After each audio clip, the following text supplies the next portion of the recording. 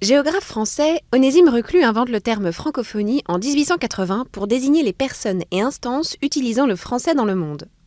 Le nombre de francophones atteint aujourd'hui 220 millions, ce qui fait du français la deuxième langue de l'Union européenne et la 9e mondiale. Plus de la moitié des locuteurs vit en Afrique, selon l'OIF, l'Organisation internationale de la francophonie. L'Algérie comptabilise la seconde communauté francophone au monde, avec plus de 11 millions de personnes sachant lire et écrire le français. En Afrique du Nord, par rapport à la population totale du pays, les Tunisiens distancent les Marocains. En revanche, c'est au Maroc que les locuteurs sont les plus nombreux. En Afrique subsaharienne, les 3 pays qui regroupent le plus grand nombre de personnes parlant le français sont la République démocratique du Congo, la Côte d'Ivoire et le Cameroun.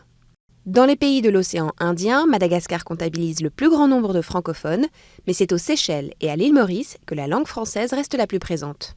Au Moyen-Orient, le Liban devance l'Égypte. En Europe centrale et orientale, la Roumanie puis la Pologne et la Moldavie comportent le plus grand nombre de francophones. En Amérique du Nord, le Québec en recense 7 millions, soit 93% de sa population. Dans la Caraïbe, Haïti demeure le premier pays francophone. L'Asie, avec des chiffres très faibles, reste stable. Le français est avec l'anglais l'une des 2 seules langues parlées et apprises sur tous les continents.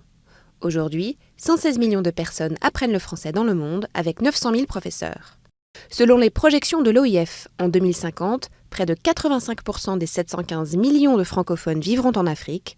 En Europe, il n'y aura alors plus que 12% des francophones de la planète.